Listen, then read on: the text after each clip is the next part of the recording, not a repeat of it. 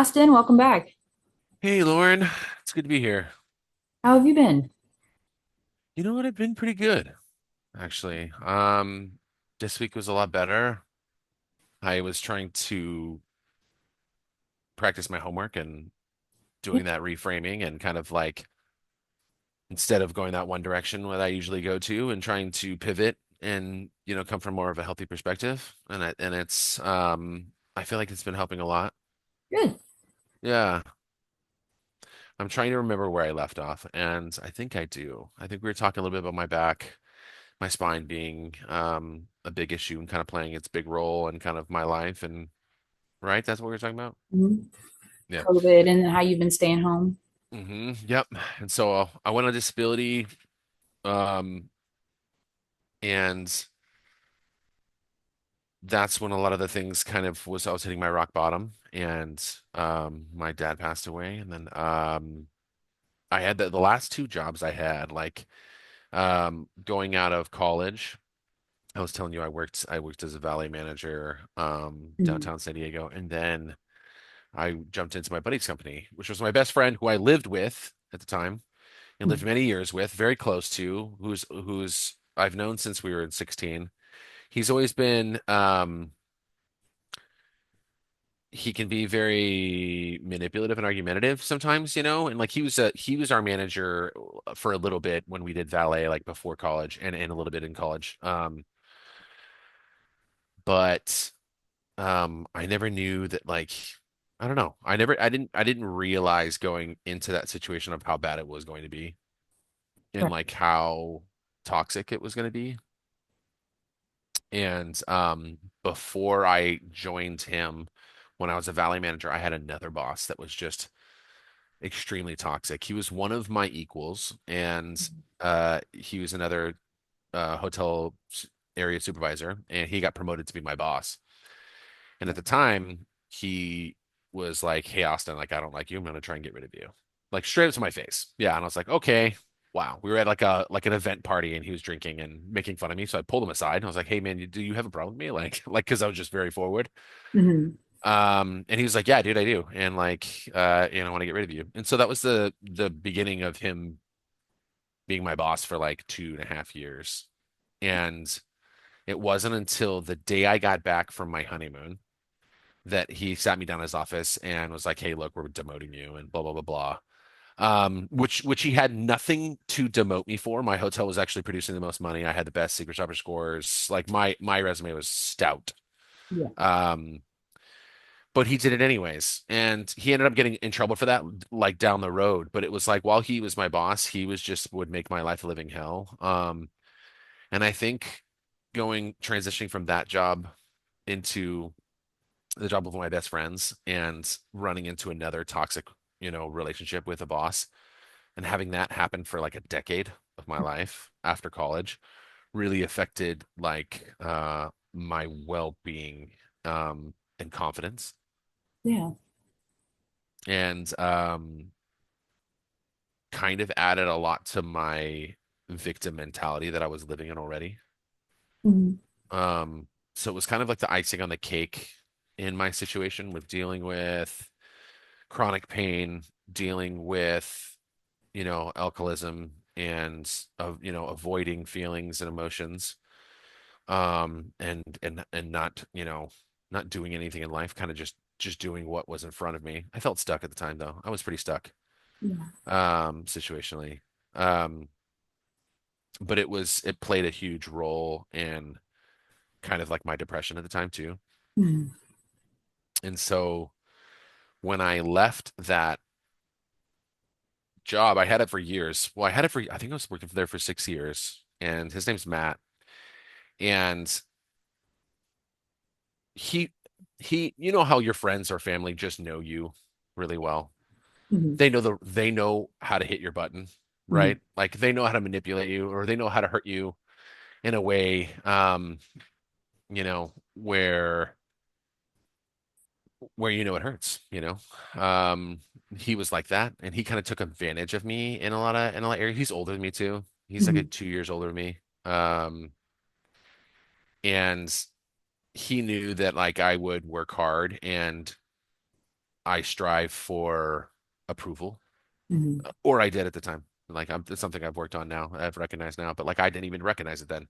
Mhm. And I was always looking for his approval, and like he always held that away from me, right? And just asked for more, more, more, more, more, more, you know? And there was one instance where he was saying something to me and he was like, you actually did a really good job with this. And I was like, holy cow, he finally gave me a compliment. I'm like, wow, I can't believe you finally said it. And like it was like this huge moment for us. And then we had we had our review. My review came up and it was the nightmare review again. I asked for more money, he didn't give it to me. And this was a really hard time for me because I was working 12 hours a day, you know, 6 days a week. I was coming in on Saturdays to work too, just to pay for rent. And it's like, dude, you told me that to come here and work for you. I dropped my job that I had, and you're not taking care of me, and my wife's pregnant, and like you're my best friend. What are you doing? Kind of thing, you know? And it's like a really, really big betrayal. And even in that moment, he was quick to be like, hey, remember that a couple weeks ago? He's like, I said something and you perceived it as I was giving you a compliment. He's like, I wasn't. I was being sarcastic, and I wanted to clear that up with you right now. And it was like, even the one compliment he gave me, like a month later in my review, he had to clarify that that was him telling, like making sure that he told me that I wasn't doing a good job. And so it was just like, like that was the level of manipulation that I was dealing with.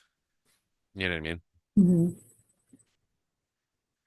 So, um, it was bad. It was really hard. And like everyone's afraid of him. His mom worked with us and his sister, and I know him really well, and they're terrified of him. Everyone's like terrified of him. And the funny thing is like I was always the guy that stood up for myself, but that put a target over my head, too, with Matt. And don't get me wrong, this the situation was super, super, super stressful. But we turned the company and from working in a garage to like a multi-million dollar international company. Mhm. And we specialize in making TMJ and sleep apnea appliances, like an alternative appliance. Mhm. We do it using 3D printers. We had the biggest 3D printers in San Diego. Like we got contacted by the government to help make a part of the mask for the N95 mask or whatever Yeah. for during COVID. Like they contacted us and they were like, "We need you guys to help print this." And it was so, like it was interesting. So we had a big facility then, and he just never. I was always really wanting someone to like mentor me or see potential in me, And I think that's something that I've always craved. And I don't know, and that's probably stems from childhood. Mhm. Um, so I recognize that now, even in the relationships that I had within that job, that I was looking for that approval from him, which was, unhealthy for me. But it's so much easier now to recognize all these things, years after the fact. Um, but I went and got that. There's a bunch of other things that happened.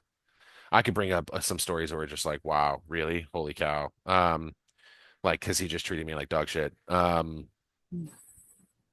But when I finally went to the doctor, I had an option of getting out of there, and I would get paid 70%, I could go on disability, still get 70% of my paycheck, for a year or whatever. And I wouldn't have to work anymore. And Yeah. the funny thing is, at the time, I would have made almost like twice as much money if I stayed home instead of because the government was handing out checks. Like I could have made more money, but I went to work and made less money because he threatened me. He was like, "Hey, you're not going to have a job unless you come back right now." And so I went back, and the funny part is, not everyone did. Some people, and they got hired back, which is hilarious. But yeah, so I ended up getting less money and struggling during COVID. Um, But yeah, I don't know. It was really hard, and it's hard to come out of these jobs and feel like confident after working for a decade for guys that just like really kind of took a dump on my self-worth. Yeah. Makes you put a Yeah. wall up. Yeah. But that's completely draining too, to put in all that time and energy and everything you had with your best friend to be let down, tugged around, not taken care of. Yeah. That makes you hesitant to want to go back into a working field. Yeah. I had such a negative viewpoint, like I'm telling you about um my critic on my shoulder, and it's like the reason why it's so big is because of the experiences that I've had in life, and it's like um continuously being told that I'm less than to get me to work harder is such a like a fear. It's like such a like demonstrative way of like manipulating people and also getting them to do what they need to do, and it's like I ended up leaving the company and going off on disability, and that 2 months later my father died. And he was really close to my dad too. My dad was awesome.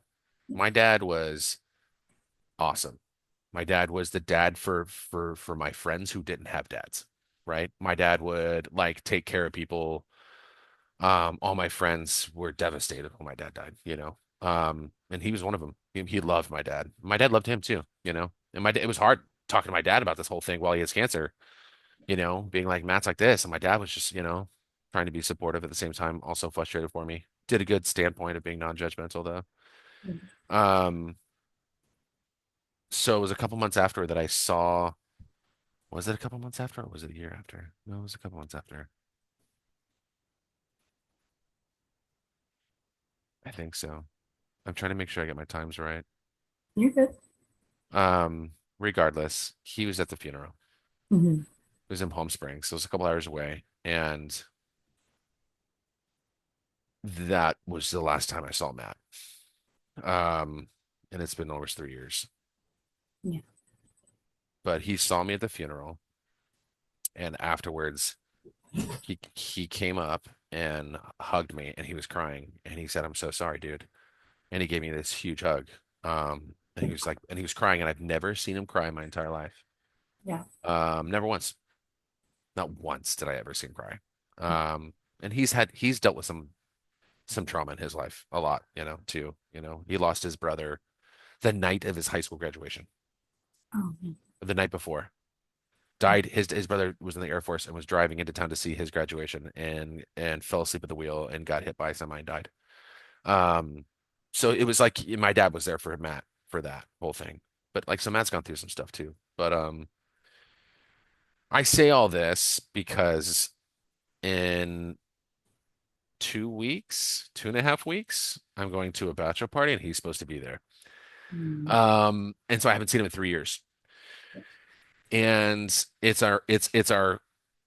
one of our good friends, right, in our friend group that's getting married for the first time, and who still works with Matt, by the way. Yeah. And it's only going to be like five of us, and it's my other best friend, Mm. and then one guy that I barely know that I've met a couple times. But it's like four of us were like used to live together. Matt, James, me, and Daniel. We all live in San Diego still. Me and Daniel do other things, but Matt and James both still work together. Mm. Um, and so it's James's wedding, and so like I haven't spoke to him in Yeah. 3 years, and this was like my best friend. Um, and I don't know what I feel. Yeah. Like a part of me is like I have dreams about him. I have literal dreams about him. Like that's what's crazy to me to think like how much it's affected me. Like fear dreams. Like when I see his name pop up, like I see that name pop up on my phone and it's not him, and it like gives me anxiety. You know Yeah. what I mean? So I don't know what to do. What do you think is going to happen when you guys meet up? I don't know. I don't know. I really don't know because we're in this group text together, you know? Mm. In my mind, he still thinks he's right. Hmm. I still think he thinks he's right. My last therapist I was talking to thought that when he hugged me and was crying to me that he wasn't apologizing that my dad died, that he was sorry that my dad died, that he was sorry for all the shit he did to me. That's what she thinks. I don't know about that because to me it's like he's just one of those people that convinces himself he's a brilliant human being. Like Matt taught me so many things. He was like an older brother to me in a lot of ways. Because he was my older brother's age and my older brother's friend too, to a certain point. But he was always so independent. Like he did my taxes for like the first half of my life. You know what I mean? Like Yeah. he was the guy that would like literally like like let me help you get your taxes done. Like he helped me with so many things and taught me so many things. And he's such like we'd go golfing together. And he was, fantastic at golf. Our relationship was always, would have rough edges sometimes, like you would with any friends and butting heads. But when he was my boss, it was completely different. I mean, he knows too, though, that like if we weren't, in a working environment and he was to treat me like that, he could, I could snap him in two. He's half my size, but like like let's be real. He got away with a lot of that because he had power over me at that time. You know what I mean? Yeah, I don't know. I don't know what to do. I don't know. There's so many things going through my head. Like a deep down, I'll be honest, like I miss him. I really do. Yeah. Um, yeah, dude, I miss him and I hope he's well. Apparently he met a woman and had a kid within these 3 years, which is fucking crazy to me. Uh And I'm like kind of like sad that I wasn't like that our relationship wasn't good and I couldn't have been there to celebrate with him. Though although when I had my kid, he didn't even like he was so busy with work, he didn't even ask questions about like how my Molly was doing or like how Mhm. the kid experience was. He like bought us a year supplies of diapers. That was his way of like showing us love. Yeah. You know what I mean? Without having to like actually participate in the moment. Yeah. And I was really hurt about that. And I was also hurt that he didn't take my dad's cancer serious because he kind of like dismissed it like it wasn't like really bad or something in a way. I don't know how to explain it, you know? Like because he was so like absorbed with the job and being successful. Like it was the only thing he cared about, you Yeah. know? And he just treated everyone around him like shit. Like multiple people that didn't even know him that would get jobs from him, like that left the company were like, I can't work with this guy. This guy's, like just the terrible human being in the world, you know? Mhm. And I know his heart, so it's hard. I don't know. But to be let down by a friend like that is a big hit. Yeah. But it's betrayal is what it is. Like I've never felt that before. Betrayed. Like Yeah. I felt betrayed and I've never felt that. And it's like weird thinking about it now, being like, you betrayed me, you know?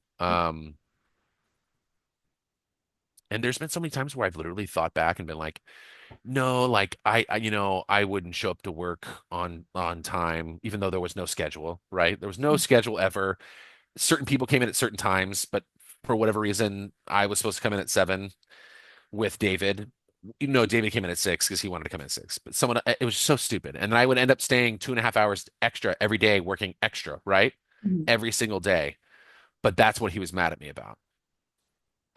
Because I could have gotten 30 minutes more work done, But like in my head, I I was manipulated so much that I was like, I would be like, oh, maybe it was me. You know what I mean? And which is freaking insane because it's like it wasn't me, Austin. No, Austin, you worked way more than any other human being should have worked. But that's how far the manipulation went. You know what I mean? Yeah. Because you looked up to him. Yeah. And he was my friend, dude. And I thought he was going to take care of me, man. Like I would, like if the situation was reversed, like you brought me in to do sales and then you left me as a dental technician for 6 years. You know what I mean? Mhm. Put me through like hardship. Yeah. Like and told me I was getting overpaid, which was wild. So are you Um, wanting something from him to maybe close off what happened? Are you wanting to close that off? Are you wanting an answer? it's a good question. I I don't think I need anything from him, but a part of me wants to just sit him down and tell him what he did to me. Yeah. You know what I mean? Hmm. To be like, dude, this is how it was for me, Yeah. and you hurt me, and I wanted to like get through to him, even though like a part of me is like that doesn't matter, and like I'll never be able to change his mind. Hmm. And do I even want to rehash these things? Do I want to see him? Like, I don't know. Like, I don't know. Like, is our friendship even worth it? No. Like, did he ever try even reach out to me in the past 3 years? Not once. Hmm. Not one time. Yeah. So you could tell I feel like if someone really wanted to, if he really wanted to like amend things, he would have, or like, you know, Yeah. so But I think we've covered a lot. yeah, Done a really good job on that. So I appreciate you opening up and telling me about this because betrayal is, I mean, that's one of the hardest things to work through. yeah, It's really good that you did that. But we can come back next week and continue on this and maybe work up to you going to that bachelor party. yeah, Get you ready for that. yeah. All right. I appreciate you. Thank you, Lauren. Have a good week. You too. Yeah, I was gonna be like, Lauren, I need more time. Get this off my chest. I know. No, you're great. That was really good. You gave me, I feel like you were right there with me listening to me, and I felt really heard and seen. I like that you were reflecting back to me like the deeper meaning of things because you did a really good job of that, even being like, you feeling like betrayed. I'm like, yeah, that's exactly it. Like you helped me get That to the was word. so You helped me good get to from the both word of because for me, someone that doesn't like that struggles and has to verbally process, you kind of were putting that other like that Jenga piece in back in for me to like get to that next point, if that makes sense. Yeah. There was a there were a lot of questions I wanted to ask, but I was trying to stop because I think I asked a double question. So I was like, oops. Like I don't even I know. need I to have be no able idea. to I didn't even frame notice. one question to cover the whole instead of being like, oh wait, let me add that at the end. Yeah. But No, I thought it was perfect. I felt like you kept the pace. There was nothing that like disconnected from it. mm, Like genuine. And you were like really, I could tell that you cared. You know what I mean? yeah, Or that you resonated with it. Maybe like that you felt that way as well. You know what I mean? Like, because I was feeling that on my end, at least. You were I've kind of had like, that happen to me. yep, I get it. Yeah. And like that to me felt like, oh, you get it. You understand me, Yeah. And that's all that matters really. At the end of the day, like I felt like you understood me Mhm. and you didn't judge me for where I was at, right? That's like empathy right there. Boom. Yeah, good job of tuning. And like that was a really good flow, guys. Okay. Like you guys had that, it just seemed that he felt like he was in a safe space to open up. Mhm. And that's the goal. So nice Yeah. job. Good. Yeah. Now you can give me your real advice on what I should do. Yeah, let me stop recording. Now give me advice. I'm just kidding.